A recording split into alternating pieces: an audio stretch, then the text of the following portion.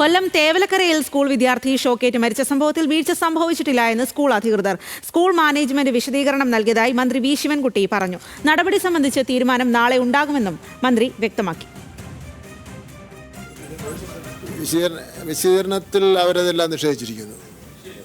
അവര് മാനേജ്മെന്റ് അതെല്ലാം നിഷേധിച്ചിട്ടുണ്ട്. ഇത്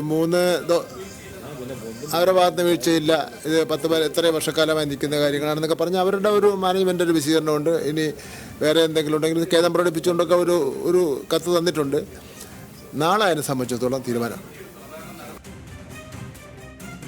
വിശദാംശങ്ങളുമായി ചന്തു ചന്ദ്രശേഖറാണ് ചേരുന്നത്. ചന്തു, ഇക്കാര്യത്തിൽ എന്താണ് സ്കൂൾ അധികൃതർ പറയുന്നത്? അതുപോലെ മന്ത്രിയുടെ വാക്കുകളെ ഏത് രീതിയിൽ നോക്കിക്കാണാം?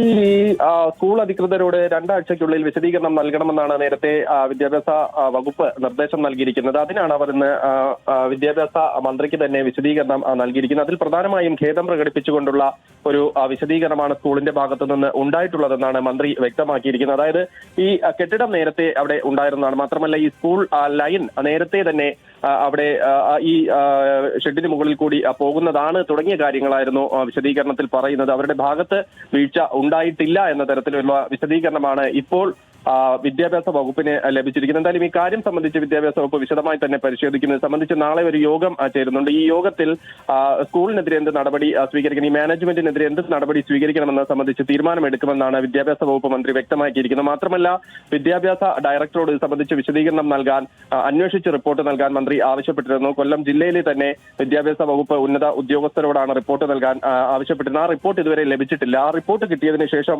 തുടർ നടപടി സ്വീകരിക്കുന്ന കാര്യത്തിലായിരിക്കും ഇനി സർക്കാർ മുന്നോട്ട് പോകുക. എന്തായാലും സ്കൂളിനെ ന്യായീകരിച്ചുകൊണ്ട്, അതായത് മാനേജ്മെന്റ് അവരുടെ ഭാഗം ന്യായീകരിച്ചുകൊണ്ടുള്ള ഒരു കത്താണ്, ഒരു വിശദീകരണമാണ് ഇപ്പോൾ സർക്കാരിന് കൈമാറിയിരിക്കുന്നത്.